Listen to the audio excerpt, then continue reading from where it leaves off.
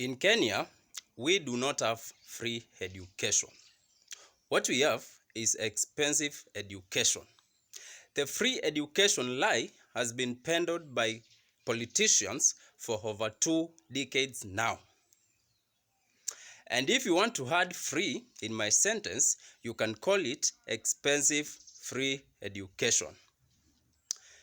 In Kenya, it's more expensive to take your child to high school than to do that to the university. And on top of that, these politicians introduced another thing they call education bursaries. Both these two things, free education, quote unquote, and bursaries, to be specific, education bursaries, are ways of stealing your money. This is how. They go to Europe and in America and so many other developed countries peddling this lie of free education so that they can get donor funding. Developed countries will donate billions of money to Kenya meant for free education. Yet, this money goes to the pockets of a very few individuals in the name of politicians. Now, if these people are genuine about funding education, why have they introduced bursaries? You cannot have billions being given to members of parliament in every financial year for education bursaries. You cannot give billions to the governors and nowadays to the MCS. Why can't they use all this money at the national treasury and tell the cabinet secretary concerned to disburse all this money directly to school accounts if they are genuine about funding education?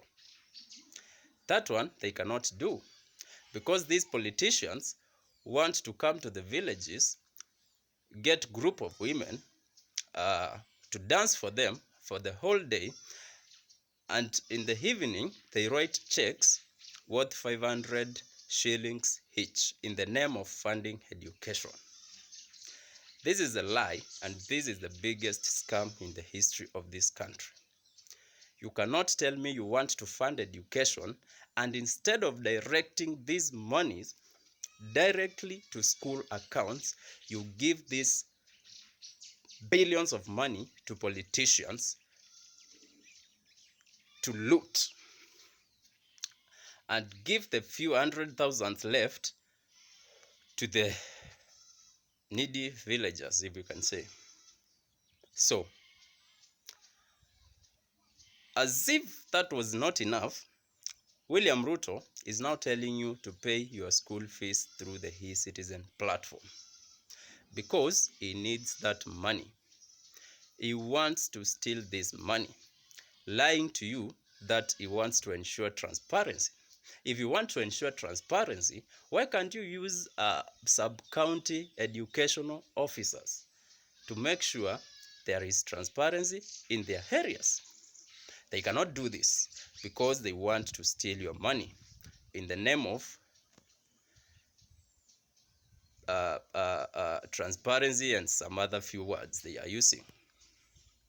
So, Kenyans, it's time you call these politicians out. William Ruto knows by stealing money meant for education, so many students will drop out of schools. And this will ensure that come 2027, he has more dumb people to lie to. He needs more people to call border borders. He needs more people to call mama bogus. And that is why he doesn't want your child to get education.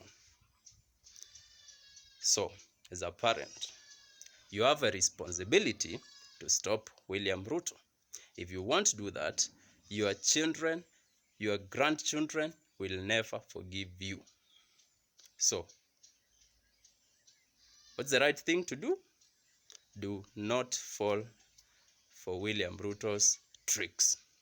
Tell him no, tell him to go to hell.